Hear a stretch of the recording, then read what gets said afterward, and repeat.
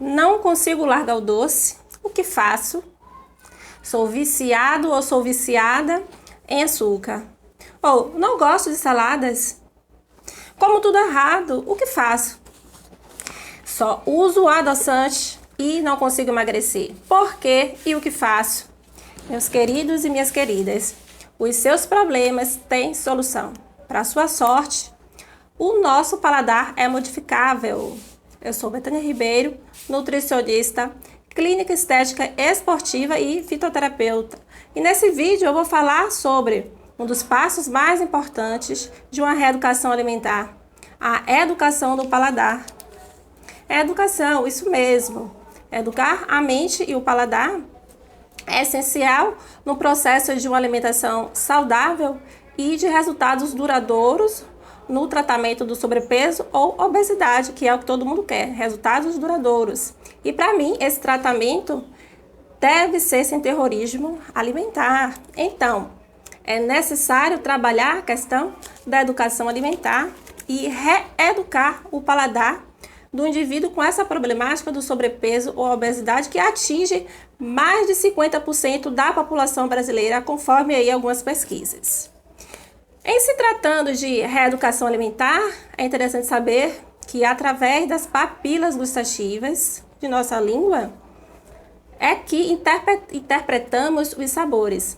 As papilas gustativas são estruturas compostas por células sensoriais que são capazes de discernir entre 4 sabores primários: o amargo, o ácido, o salgado e o doce. Cada substância excita um tipo de célula sensorial, que é o que determina a sua percepção de sabor, tá? E quando determinada substância não provoca reações sensitivas no paladar, então diz que é insípida.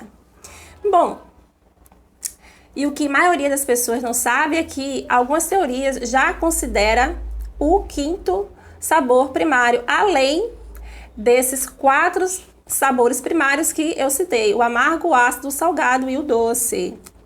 Eu estou me referindo ao 5º sabor primário, o umami, que é uma palavra japonesa que significa saboroso e se aplica à detecção de glutamatos que se encontram aonde? Sobretudo em carnes, queijos e outras comidas com muitas proteínas. Isso de forma natural. Mas a indústria alimentícia, diante dessa descoberta, tem utilizado bastante em produtos alimentícios.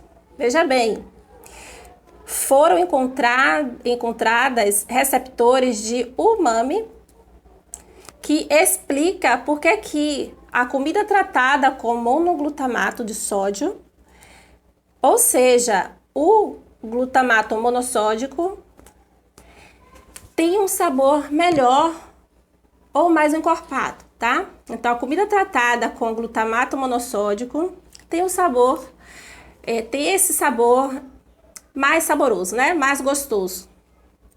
Entretanto, o glutamato monossódico, conhecido também como realçador de sabor, confere o sabor umami, tá?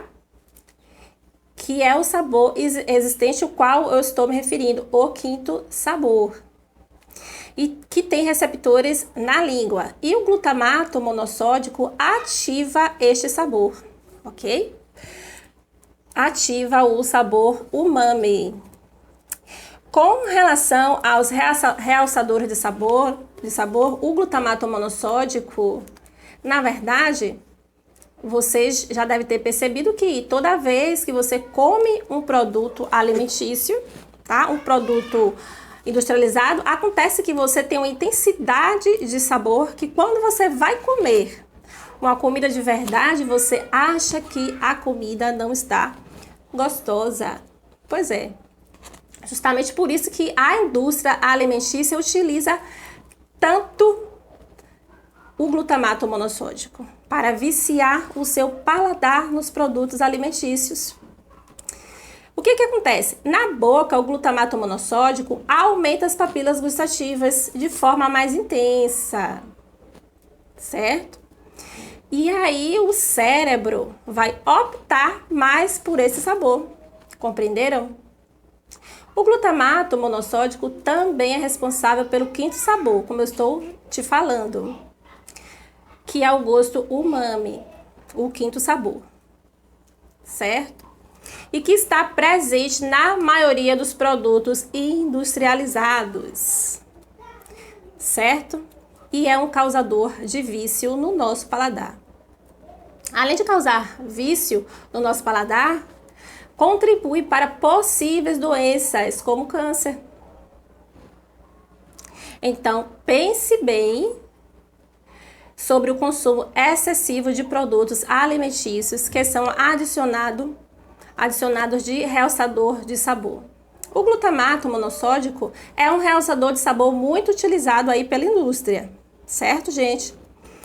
Muitos produtos alimentícios contêm glutamato monossódico, salgadinhos, fast food, temperos, caldos industrializados, sopas de preparo rápido, farofa prontas, miojo, caldo de carne, de frango, carnes processadas, né, linguiças defumadas, conserva de molhos prontos, ketchup, entre outros produtos diversos, com o objetivo de melhorar o sabor. A comida japonesa também utiliza bastante esse realçador de sabor, certo? Bom, estudos têm demonstrado que este aditivo é neurotóxico, ou seja, estimula tanto as células, principalmente as do cérebro, os nossos neurônios, a ponto de danificá-las e até matá-las. Sabiam? Pois é. Então, o que acontece? O seu consumo deve ser evitado devido a isso, certo? E a consequência do uso excessivo de produtos alimentícios que são adicionados de glutamato monossódico são dor de cabeça, irritabilidade, aceleração dos batimentos cardíacos, por exemplo, enxaquecas crônicas, dificuldade de aprendizagem, lesões oculares, certo? Tudo isso aí associado ao uso de glutamato monossódico. Além disso, também pode estar associado ao risco de desenvolvimento de Alzheimer e mal de Parkinson, certo? Entre outros problemas, como retenção de líquidos, alergias, obesidade, certo? Tem essa associação também com a obesidade. E doenças mais graves, úlceras e até câncer, certo? Então, como eu disse, atua no nosso sistema nervoso central, certo? E um dos problemas que causa é hiperatividade e déficit de atenção. Então, atenção aí ao consumo pelas crianças. Consumo exagerado dos produtos alimentícios adicionados de realçadores de sabor pelas crianças, tá? E com relação à associação de glutamato monossódico e ganho de gordura, estudos mostram também que indivíduos que consomem 5 gramas de glutamato monossódico têm mais chances de desenvolver gordura, porque leva à intolerância à leptina, que é um hormônio responsável pela saciedade. E aí, com isso, o ganho de energia não é suficiente e a pessoa passa a ingerir uma quantidade maior de alimentos. Então, vejam só os malefícios do uso de produtos alimentícios, tá? Adicionados desse aditivo, certo? E aí, você vai continuar comendo industrializados? Então, fique atento aos rótulos dos produtos alimentícios e lembre-se e livre-se desse mal o mais antes possível, ou minimize o consumo. E com relação ao excesso de sódio, que também é um ingrediente presente no sal de cozinha, é um fator que pode colaborar para o desenvolvimento de hipertensão arterial. E acontece que o nosso paladar está tão viciado ao sal que o pouquinho que retiramos deles, a gente já acha que a comida não está mais gostosa, não é verdade? Mas a nossa sorte é que nosso paladar se adapta facilmente a novos sabores. E aí podemos sim acostumar as nossas papilas gustativas, que são regiões que são responsáveis por identificar os sabores. Então podemos sim acostumar nossas papilas gustativas a identificar sabores de temperos saudáveis, tá? Substituindo o sal comum por exemplo, sal de ervas, certo? Sal de ervas dura até 3 semanas em pote de vidro bem vedado. Então depois você pega uma receitinha de sal de ervas, ou então vá lá no meu Facebook e pega lá a receita de sal de ervas que eu publiquei recentemente, tá? Pois bem, o nosso paladar, ele é modificável, ou seja, por mais que esteja acostumado a consumir determinados tipos de alimentos caracterizados como viciantes, como doces, tá? E produtos com glutamato monossódico, por exemplo, esse vício ele pode ser revestido quando o consumo é reduzido ou ele é retirado, tá? Esses produtos alimentícios são retirados ou simplesmente quando são reduzidos, quando tem um consumo reduzido, tá? Então, na verdade, todos os alimentos que têm grande quantidade de açúcar, como os refrigerantes, tá? Vicia. Isso acontece devido a pico de dopamina, que é um neurotransmissor que tem especialmente a função relacionada à sensação de prazer, tá? E o problema é que a dopamina que provém de alimentos viciantes, como o açúcar, é dopamina de baixa qualidade, ou seja, a pessoa vai buscar o açúcar de novo e a pessoa vai engordar, tá? Então não se iluda, o açúcar vicia, tá? Também.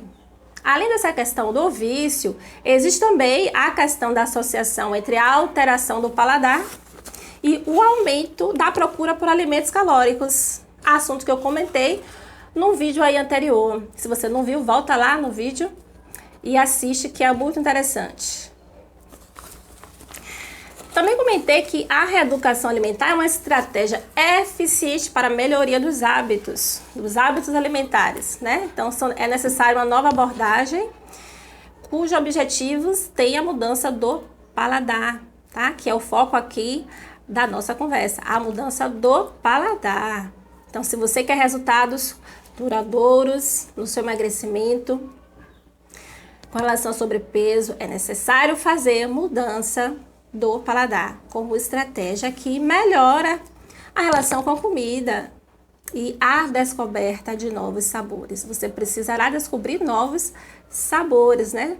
Se seu paladar estiver todo viciado nos produtos alimentícios, no açúcar, você precisa redescobrir nossos sabores. E isso é totalmente possível, tá? Bom, diante disso, na hora da avaliação dietética, que é um procedimento feito por nós nutricionistas, é muito importante,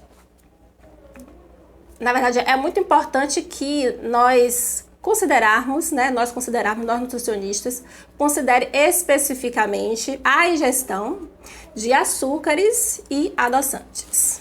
Esse cuidado que nós nutricionistas temos é extremamente importante para o diagnóstico nutricional, para a avaliação da atitude alimentar da pessoa e também para a prescrição do plano alimentar e, obviamente, para a promoção da saúde. Então, veja bem, avaliar o uso de adoçantes artificiais também vai ajudar na educação nutricional, tá?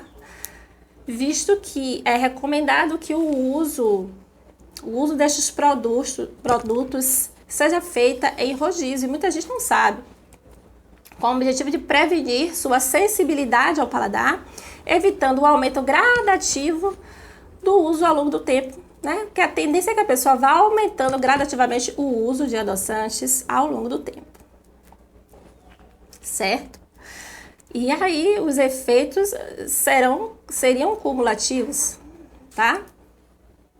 Então, a intenção é prevenir a sua suscetibilidade, né, ao paladar, evitando o aumento gradativo do uso ao longo do tempo e possíveis efeitos cumulativos das substâncias ao longo prazo com relação aí ao uso de adoçantes. Então, uma boa investigação das atitudes alimentares, né? Conhecer mais sobre as quantidades e a qualidade dos açúcares e adoçantes que são ingeridos diariamente é importante, porque assim, é comum que se consuma muitos alimentos que contêm açúcar e que muitas vezes passa batido, como bolos, biscoitos, pães, iogurtes, sucos industrializados, etc. Então, nesse processo de reeducação alimentar, com mudança do paladar, é interessantíssimo você ter um acompanhamento nutricional com um nutricionista, certo? Muito importante. Com relação aos adoçantes, o que é que acontece? Lembram lá do desespero da pessoa? Né? Porque muita gente chega realmente de cabelo em pé, desesperado e sem saber o que está acontecendo. Só uso adoçante e não consigo emagrecer. Por que, Nutri? O que faço? Tá? Então, veja bem. O que acontece com relação ao uso de adoçantes? O que eu vou te dizer aqui sobre adoçantes é baseado em artigos científicos que abordam a questão da relação da existência de receptores intestinais para o sabor doce e como adoçantes contribuem para a obesidade, tá? Então, estudos já mostram que adoçantes podem contribuir para a obesidade. Por quê? Olha bem, as células do intestino identificam a glicose e os adoçantes artificiais da mesma forma que as células da língua. E isso, na verdade, é um mecanismo, é um processo de regulação, tá, de hormônios que facilita a absorção de glicose pelo intestino. Bom, tá certo? Os receptores do nosso intestino são capazes de detectar os adoçantes, tá? Os adoçantes artificiais dos alimentos e bebidas, aumentando a capacidade de nosso intestino absorver glicose. Entenderam? Exatamente isso. Então, o que acontece? Por isso que a estratégia do adoçante para a perda de peso não é a mais adequada, como muita gente pensa e faz. Então, você deve estar se perguntando, mas então, Nutri, qual é a estratégia? Já que o adoçante não é uma estratégia adequada, né? Para a perda de peso. Então, entendam de uma vez por todas. Como não conseguimos enganar o nosso cérebro, então a saída é o quê? É educar o paladar, reeducação alimentar. Se você não é diabético, não tem por que você usar adoçante, você tem que acostumar seu paladar aos sabores naturais. No caso dos adoçantes, apesar de não possuir calorias, tá? Mas podem acarretar outros problemas, tá? Porque são artificiais e pode promover alterações que vai causar aumento da captação intestinal do carboidrato, como eu falei, porque estimula um receptor presente nas células do nosso intestino, estimulando uma maior absorção de glicose, ou seja, uma relação contrária ao que as pessoas esperam do adoçante, que é péssimo, principalmente aí para os diabéticos e pessoas compulsivas por doces. Isso porque, ao substituir o açúcar por adoçante, você não se educa você não se educa, certo? Você não se educa. O que acontece? Suas papilas gustativas e células intestinais estarão sempre sendo estimuladas ao consumo de produtos adocicados. Então, torna-se um círculo vicioso, tá? Quanto mais se consome, mais dá vontade de utilizar. Então, sabe aquele dia que você começa bem a dieta e lá à tarde você larga tudo porque você não consegue seguir em frente? Justamente porque você sentiu uma enorme falta do doce, ou dos pães, ou de massas em geral. Então, é exatamente isso que acontece. que é resultado das sinalizações feitas pelo adoçante no organismo. O organismo pede o carboidrato, tá? Entenderam? Então, o mesmo sensor para paladar que temos na língua, nós temos no intestino, tá? Então, o que acontece? Você sente um sabor doce na boca e o cérebro reconhece e fica esperando o doce, tá? Ou seja, fica esperando o doce na forma de glicose. E o intestino, por sua vez, vai reconhecer no adoçante o sabor doce e vai ficar esperando a glicose, que no entendimento do organismo estaria sendo ingerido, só que não chega. Bom, como a natureza é sábia, né, interpretou que você estaria consumindo glicose, tá? Pois é, que até então não apareceu, então, consequentemente, o organismo ativa outros mecanismos para absorver a glicose que supostamente estaria sendo ofertada, certo? Porque isso foi interpretado pelo organismo. Então, devido à percepção da intensidade do sabor do doce, tá? Ou seja, o organismo dá um jeito de absorver mais glicose dos outros alimentos, tá? Que ele esperou tanto e que, na verdade, não foi gerida, porque você ingeriu o adoçante. Então, a glicose não chegou, tá? Então, entenda. O uso de adoçante como estratégia para emagrecer não consegue enganar o cérebro, porque o organismo vai entender que você está consumindo uma fonte de energia e vai ativar mecanismos para absorver glicose de outros alimentos para compensar a glicose que ficou esperando. Pois é, certo? Então, tem estudos demonstrando esse mecanismo, tá? Mostrando que adoçantes artificiais estimulam a fome e aumenta o consumo de calorias. Aumenta o consumo de calorias devido a um desequilíbrio no centro de recompensa do cérebro. Veja bem, quando você come algo cheio de açúcar, as tuas papilas gustativas, teu intestino, teu cérebro, não conta, certo?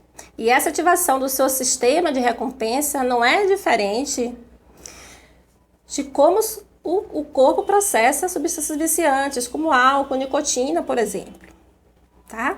Então, uma sobrecarga de açúcar dispara níveis de dopamina e vai te deixar a desejar mais. Então, por isso, devemos apreciar doces e guloseimas com moderação, porque vicia. Se é que você não entendeu ainda, eu vou explicar aqui de uma outra forma. Então, no momento que ingerimos adoçantes, passam pelas papilas gustativas da língua, onde existem receptores que avisam ao cérebro que tipo de substância você está consumindo. Temos receptores para os sabores amargo, azedo, salgado e doce. E o umami, lembra? Então, quando é percebido que algo doce está passando e está sendo ingerido, então avisa o hipotálamo, tá? Que é localizado no nosso cérebro. Então, veja bem, você consome o adoçante artificial, ativa seus receptores na língua que avisa ao cérebro que algo doce está chegando. Então, o cérebro fica todo feliz, pois vai chegar energia, né? Para ele, para o cérebro, açúcar. Mas nada chega. Então, o cérebro todo feliz prepara tudo para a chegada da glicose. Opa! Tem glicose vindo aí.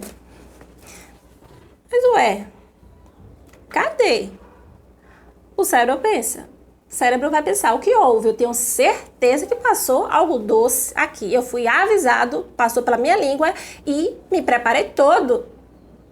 Para onde isso foi? Aí o cérebro vai dar um comando para o intestino. Aumente a absorção de açúcar. Imagine só. O cérebro imagina que o intestino não está dando conta e não está absorvendo. É isso que o cérebro vai interpretar. Que algo errado está acontecendo com esse rapaz. Ou seja, com o intestino. Algo errado está acontecendo com o intestino. Aí o pobre coitado do intestino aumenta a absorção de carboidratos. Mas imagine aí, o consumo foi somente de chá ou café com adoçante. Então não tem carboidrato. Nada de carboidrato vai ser absorvido, né, com relação a essa preparação, tá? Então o cérebro vai ficar super rebelde, tá? O cérebro vai ficar revoltado, vai dar um outro comando: coma açúcar. Eu já preparei tudo aqui dentro, esperando a glicose, mas não veio. Então agora você vai consumir glicose, certo? Aí você fica com aquela vontadinha de comer doces. Tudo por causa do seu cérebro enganado. Enganado entre aspas. Então, por isso eu sempre ressalto que adoçantes são feitos para diabéticos, pessoas diabéticas. E para essas pessoas, certo? Eu indico 100% estévia ou xilitol, ou que use somente o necessário, tá? Então, se você não é diabético, não tem por que usar adoçantes. A dica é: comece a acostumar seu paladar com sabores menos doces e mais naturais, tá? Mas como esse vídeo aqui está extenso, eu vou dar continuidade falando sobre estratégias para adaptação do paladar no próximo vídeo. Então eu vou falar sobre alternativas práticas no seu cotidiano de como você poderá fazer a adaptação do paladar, já que eu estou afirmando que nosso paladar é modificável, totalmente modificável, tá? Até o próximo vídeo. Se você gostou, compartilhe e curta aí o meu canal. Até a próxima!